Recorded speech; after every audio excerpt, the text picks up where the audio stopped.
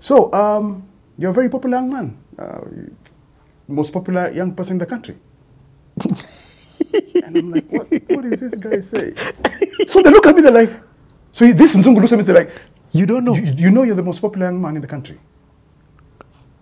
I'm thinking, come on, have you seen what they read about me in the papers? In letters to the editor? I'm not. I'm thinking. I'm nervous. I'm even thinking these guys are joking.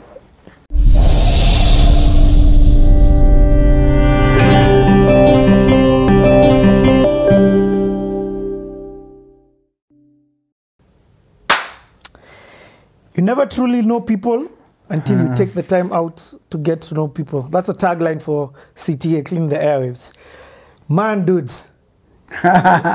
Guys, wow. we think we know, but we have no idea.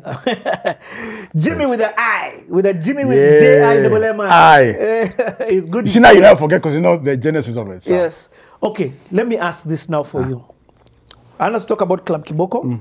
I want to talk a little bit more about the show. Is there advertising on the show? Have you become a celeb with kids? In fact, have you even become, you know what? That's a good question. I'm a child at this time. Yeah. My first version of a Kenyan celeb is you.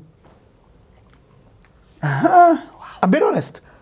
Wow. I'm 8 years old. 1990, I'm 8 years old. So 91, I'm 9 years old. My first version of a Kenyan celeb is you.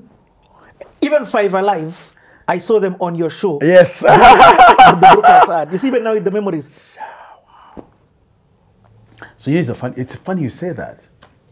Because... Hey, you're my first celeb. Sorry, homie, that just hit me. So we didn't have social media. The only Twitter we had, a version of Twitter back in the day, was a page in the Daily Nation called Letters to the Editor, where I dominated that page for all the negative reasons. I was criticized. I was told I was being somebody. I'm trying to be somebody I'm not. I'm playing videos and I'm good for our children. Name it. What? It was, in fact, let me tell you, for 4 years, it was a mess. What? It was so bad that I actually preferred being on Club Kiboko than the music shows. It was bad. From 1992 to 96. And what also made that, now Kabisa, I'm like, you know what, I'm a Club Kiboko, you know, that's the thing for me, is in 94, KTN was at the showground. And Club Kiboko was a feature,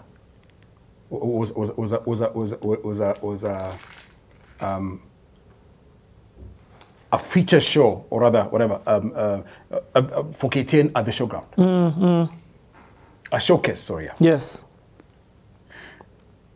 And that day, there's a time, and then Club Kiboko became very popular because guys from school would come to the Club Kiboko stand. Yes. Stand. And there's one time, actually after day 2, we started charging entrance fee. Do you know how much? 10 bob. Day 1, we made 80,000 bob. I'm telling you, 80,000. But they ask anyone. If I'm wrong, ask anyone. Day 1. That means 8,000 people entered. Yes, yes. So our stand was like a stadium, like a, what do you call it, a mausoleum, you know, like sitting wherever. It was big, it was huge. 80K. So I'm like, wow. The first it was 80K. Then the lowest we ever got to was 55,000 bob. I was given not commission. As in, the boss was so happy, they gave me a token of appreciation. They gave me 20K or 10K. I can't remember. 2,000 bob. 2,000 bob. In 10 bobs. Yes. However, somebody was watching. So, because of such bad publicity on letters to the editor, on my brand. Because of Kaskas, Rapem. No, it was mostly Rapem. Yeah, actually, it was everything. Because even Kaskas, gyrating people. All I wanted was somebody, when I meet somebody, say, hey, good job. Not on Club Kiboko, music shows. Or when I read that letter to the editor, I see just one positive comment. I never saw any. Okay? So for me, that's what I was looking for. I didn't know what market is, what audience is. Me audience in the National Theatre. Until 1996. And I was called by someone. Hi, how are you? Yes. My name is so-and-so. I'm the PA to the external affairs of Coca-Cola. Yeah? What's up? Could you come to our office? I will not lie to you. I said, and do what? The lady laughed. Said, just come to the office. We are here. I went. Nervous. Because I'm thinking, what? So, Club Kiboko was the only of my shows that was sponsored by Coke. So what am I thinking? I've messed up. These guys have read all this negative stuff about Monday to Friday. I messed up. So I go.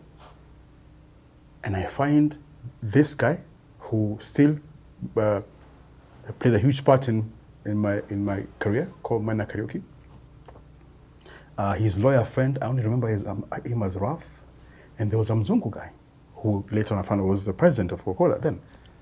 The president? Used to call them presidents. Yes. And they talked to me and I'm nervous. I'm nervous. The only person I knew there was Minor Karaoke. Minor was at that time was like if you knew Minor was like Chris Kirubi then. I mean, was a very cool guy. And Minor looks at me like, asked me, Jimmy, are you okay? I'm like, yeah, fine. So this is like, you're a very popular young man. Most popular young person in the country. And I'm like, what is this guy saying? So they look at me, they're like, so this Mzungu looks at me, they're like, you don't know? You know you're the most popular young man in the country. I'm thinking, come on, have you seen what they read about me in the papers? In letters to the editor? I'm not. I'm thinking. I'm nervous. I'm even thinking these guys are joking. So Ralph, the lawyer for Coca-Cola, says, this guy doesn't know how popular he is. Show him. That's the first time I was introduced to Stedman pose. Yes, that one. That was my first time. I look at it, I'm like, I'm seeing graphs. I'm seeing guys' names. I'm seeing a picture of me. I'm like, how did they get that picture? And then I'm looking now. I freaked out. What? That Mzungu was like, guy, we want to give you a contract. We want to give you a deal. We want you to be our youth ambassador. I'm flipping. That was it. And by the way, now they've even put the shows. That's how I knew. Kaska's most popular. Rasta is in. I'm like, what? I'm like, wait, what is this about? They've got down by shows there. They're like, yeah, we want you to be the youth ambassador, and we want to sponsor your music shows because they're the most popular shows in the country. Me, I'm thinking, I'm not. I'll look at the numbers. What are those graphs doing? What do you mean? I had no, imagine, first time ever. Yani, you're just reading the negativity that has been written about you. It is again reminding you of your past history. A-star. You guy. Yes. So you are here, I'm thinking, dad. and these guys just messing up with me. Because I failed dad. Look at what they write in the papers. And what paper was it? Daily Nation. First and foremost. Letters to the editor. Why wasn't it Standard? At that time, KTN had not been bought by Standard. Okay. Had not been bought by the Standard. That's another story you'll hear that. No, hold on. Let me get this. Let me ask the real question. You're telling me only negative emails, letters are being written? Letters to the editor. Only. Maybe sprinklings of, hey, I like that music. Like once in a blue moon. No, my question is, are you telling me human beings, Kenyans, were only writing negative letters? Yes. Or were negative letters only being published? Oh, that's a good question. That is the question. I never thought of that, actually. I never saw anything. Yeah. You're telling me, I'm a youth at this time. Yes. I'm obsessed with that music. So here's the thing. Remember, at this time, I've already moved out of home now properly at 23. So at 23, I finally moved out of Kariako because I can afford to live in my own apartment or place. Yeah. Apartments then. Apartments, you know, the funny thing is apartments are coming in, because those days they were flats. Now apartments are COVID was at 20-something, 2002. Yeah. No, actually, no, 1999. It came after. When was Jasmine born? 1999, yeah. Okay. So, I moved out. Where did you move to? Moved to Mugoya. Mugoya Phase 4. I used to live in a servant's quarters. Yeah. Oh. No, Ngumo. Mugoya Phase 4, South Sea. Oh, South Sea. Yeah. South Sea. I used to Sorry, live in the South Sea, Mugoya. yeah. And that's where I actually met your uncle. Long story. Long story, actually. Off camera. So. Mambo. Yes. Oh, okay. Yes. Another person who shaped my life, Kabisa. And so I move out. I used to work 7 days a week. I used to do my shows Monday to Saturday. Sunday, I just used to go to work because I'm intrigued by this thing called media, this television thing. And also, I don't want to meet guys who will tell me negative things. So let me just bury myself in the office. And for 4 years, I worked 7 days a week. I used to go to work in the morning and go home at night, as in when kids, no one is the main, so you see negative things. What? Yeah. When these guys showed me those numbers, that's the first time I think I was able even to eat in a restaurant. You know, KTN used to send a messenger. Yeah, I don't know a restaurant. So you were hiding away from the Oh public? my God, for 4 years. What do you say? What? Yeah. Ay, Jimmy. Actually, the person who I used to hang out, had she? Yes, I think, no. Had she come in then? Before. Was it before? My God, maybe before. So, I think it was a year before. So a year before, I'm like, you know what? I need a change in Club Kiboko. Just do something different. You know, just... And actually, I think it was Jombeo told me, you want to try something. Just try, see how it works. And so I go out to look. And then, at that time, I was a member of Phoenix Players. And I go and watch his play, and I see this chick. Beautiful chick. Nice voice. Beautiful actress. I'm thinking, whoa! Her voice is what got me. You know? And so I told her, hi, I need you to come and audition at KTN. Like, what?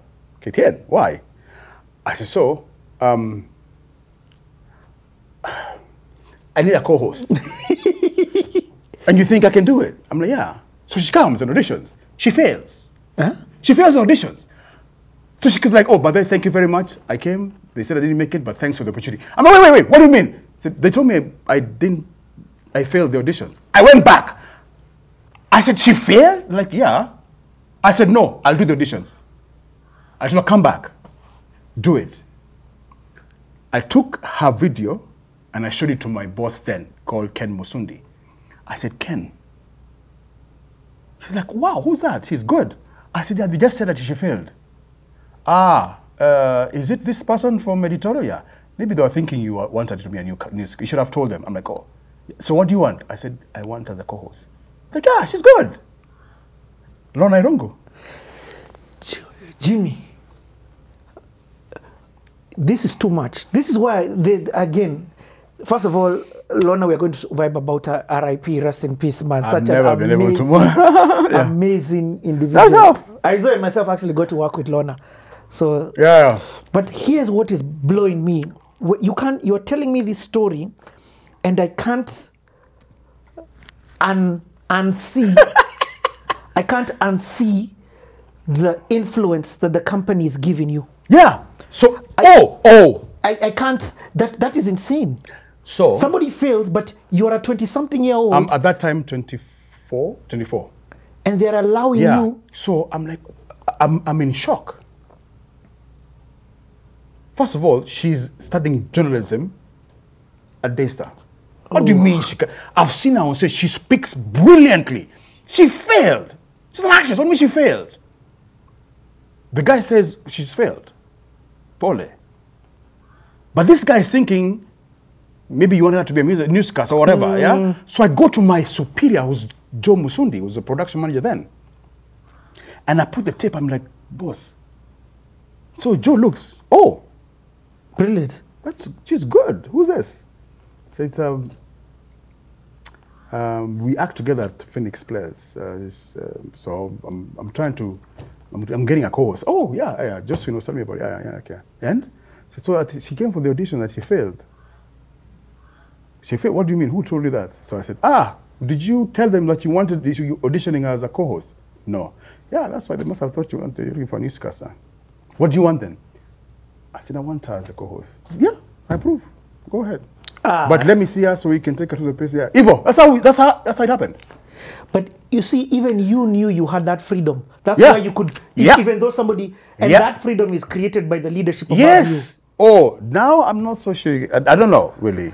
No, this is actually a problem throughout corporate Kenya. You get what I mean? I know. The ability and the flexibility and to fail, try, the responsibility and what you were entrusted with. Yeah. It's in fact, that's the word there. You were entrusted with that without experience. Yes. I did not study journalism, so here's how far it goes. In '96, so I've made my first 3 million.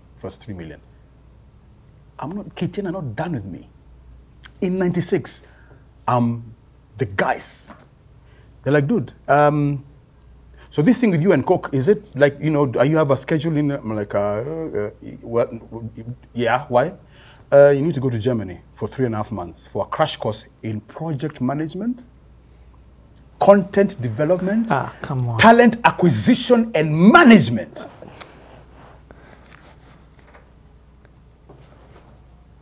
Yeah, because, you know, so those days in KTN, there was, you know, aspiration. Because guys wanted to move up.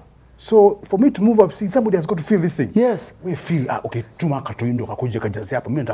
how it was in KTN. That's how I grew. And that's what now, let's talk about law now. And initially, those trainings were for certain departments. Yes. The guy, the finance and administration boss then was like, guys, you know, this department has done this well. So let this Katoi go. Let's give this guy a chance. Way. So it can grow. Yeah, and guys, Kiboko, what's the end? Kiboko. Yeah. And I was sent to Germany for training. First time out of the country. Yeah. Let me tell you, they wanted to come back to Mission. I was going here. You went in deck during winter.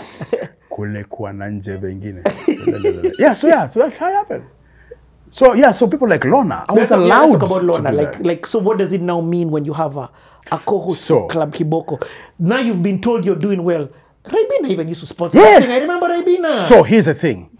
Yes.